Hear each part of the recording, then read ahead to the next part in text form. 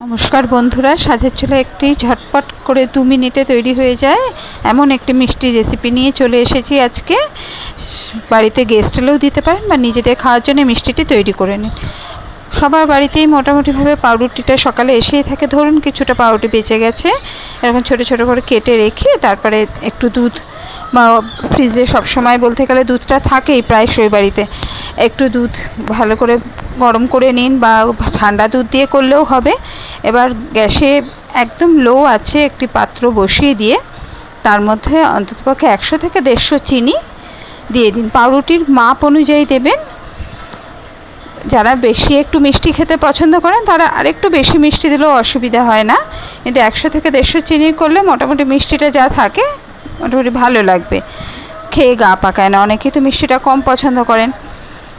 এবার সেই চিনিটাকে একটু ক্যারামেল করে নিতে হবে। একদম লো আঁচে রেখে করবেন, না হলে এটা বেশি পুড়ে যাবে। এই মিষ্টিটা এমনিই তো দোকানে মিষ্টিগুলোর বেশ ভালোই দাম, ঝটপট করে যদি খেতে ইচ্ছা করে বাড়িতে কোনো সময় মিষ্টি, এই মিষ্টির রেসিপিটা বানিয়ে একবার সবাই দেখতেই পারেন। আর তার মধ্যে আমার দুধটা একটু গরম করা ছিল, আমি তাই ওই ক্যারামেলটার মধ্যে ওই গরম দুধটাই হালকা গরম করে রাখা দুধটা দিয়ে দিলাম। ওটার একদম ফ্রিজ থেকে বার করে ঠান্ডা দুধটা দিলেও হবে, তাতে কোনো অসুবিধা নেই। ভালো করে এই ক্যারামেল দুধের মধ্যে মিশিয়ে দিতে হবে। একটু ঠিকমতো জাল হওয়ার সময় দুধটাকে দিতে হবে। একটু জাল হয়ে গেলে তারপরে কেউ এর মধ্যে একটু ভ্যানিলা এসেন্স দিতে পারেন, অল্প একটু, মানে 4 ভাগের 1 ভাগ চামচের করে একটু ভ্যানিলা এসেন্স দিতে পারেন। আমার কাছে ভ্যানিলা এসেন্স ছিল না, তার জন্য আমি এর পরিবর্তে একটু এলাচের গুঁড়ো এখানে অ্যাড করব।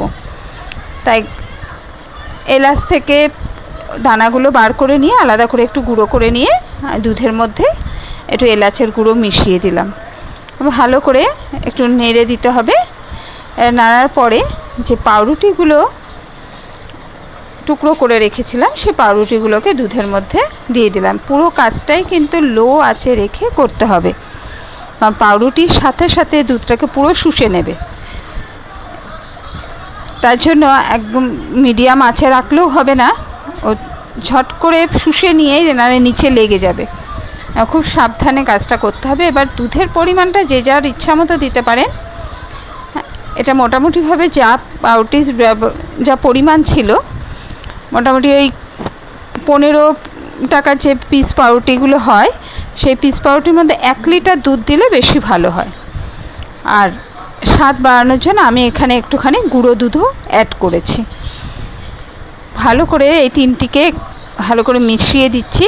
দুধ, পাউরুটি আর গুঁড়ো দুধটাকে ভালো করে মিশিয়ে দিয়ে বেশিক্ষণ লাগবে না, খুব বেশি হলে 2 মিনিট। 2 মিনিটে একদম পুরো মণ্ড মতো তৈরি হয়ে যাবে।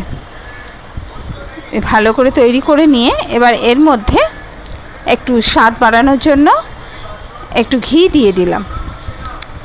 ভালো করে ঘিটাকে এর সাথে মিশিয়ে দিয়ে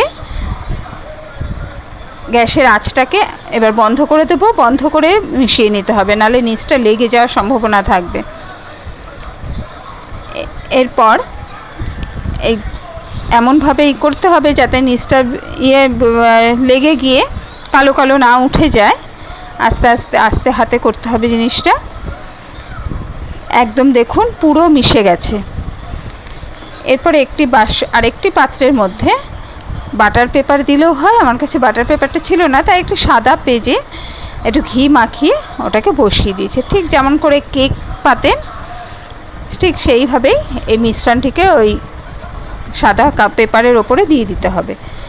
দিয়ে ভালো করে ওটাকে পেতে বসিয়ে দিতে হবে। আস্তে আস্তে করে পেতে একদম ঠিক যেমন কোনো রকম সন্দেশের আইটেম করতে গিয়ে করে থাকেন আপনারা, এইভাবে ভালো করে সমানভাবে পাত্রের চারিদিক থেকে যাতে সমান হয়ে থাকে ঠিক সেইভাবে প্লেন করে বসিয়ে দিয়ে তারপর তার উপর দিয়ে যে যার ইচ্ছা মতো ড্রাই ফ্রুটস ছড়িয়ে নিতে পারেন। আমি এখানে একটু কাজু আর চিনেবাদাম কুচি করে ছড়িয়ে দিয়েছি।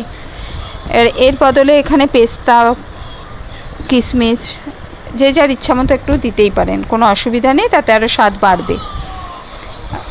ড্রাই ফ্রুটস ছড়িয়ে দিয়ে সমানভাবে সব দিকে যেন পড়ে সেইভাবে ছড়িয়ে দিয়ে একটু ঠান্ডা করতে হবে বাইরে, কারণ জিনিসটি পুরোপুরি গরম আছে এখনও। একটু ভালোভাবে অন্তত পক্ষে 15 মিনিট ঘরের সাধারণ টেম্পারেচারে রেখে দিতে হবে। তারপর এটাকে ফ্রিজে ঢুকিয়ে দিতে হবে।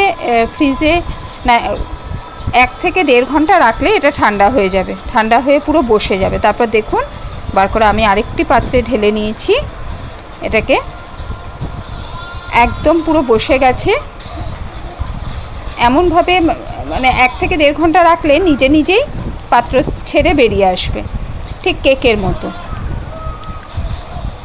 তারপরে এটাকে পিস পিস করে সুবিধা মতো যখন যতটুকু লাগে পিস পিস করে সেইভাবে আপনারা খেতে পারেন।